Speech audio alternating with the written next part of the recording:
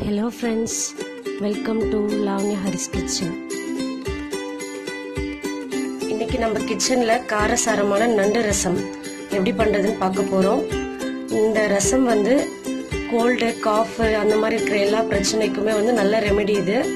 Gold இருக்குன்னா சட்டுன்னு ஒரு நண்டு ரசம் சாப்பிட்டு பாருங்க, சூப்பரா விட்டுரும். வாங்க இந்த ரசம் எப்படி பண்றதுன்னு நம்ம இந்த வீடியோல பார்க்கலாம். நண்டு ரசம் செய்யறதுக்கு 2 ஸ்பூன் கடலெண்ணெய் எடுத்திருக்கேன். எண்ணெய் காஞ்சிடுச்சு. இதில் கொஞ்சம் சோம்பு, கொஞ்சம் சீரகம் சேர்த்துக்கிறேன்.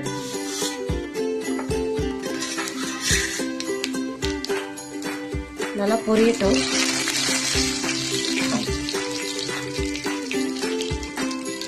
அடுத்ததா ஒரு பெரிய வெங்காயம் பொடிசா கட் பண்ணி எடுத்து வச்சிருக்கேன், அதை சேர்த்துடுறேன்.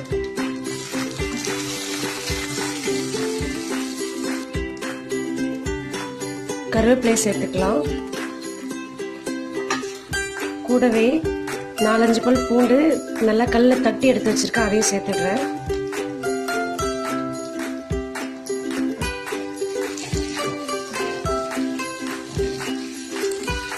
வெங்காயம் நல்லா வதங்கி வரணும், வதங்கட்டும்.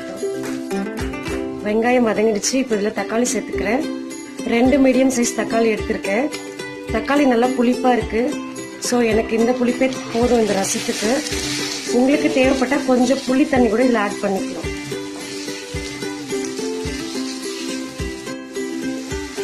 இதில் தேவையான உப்பு சேர்த்துக்கலாம்.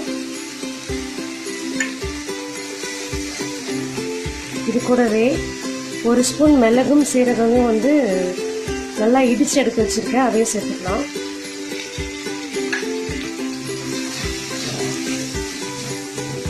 நல்லா வதங்கி வரட்டும்.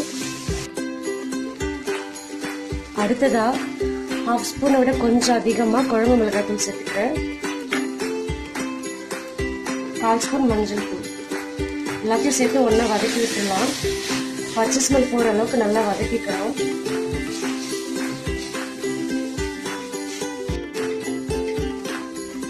இது கூட நண்டு சேர்த்துக்கிறேன்.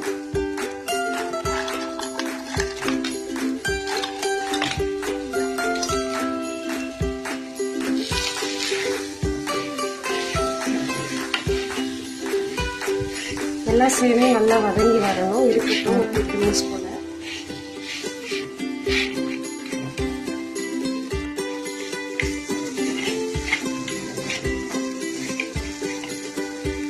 நண்டு நல்லா வதங்கிடுச்சு. இப்போ இதுக்கு தேவையான தண்ணி சேர்த்துடலாம்.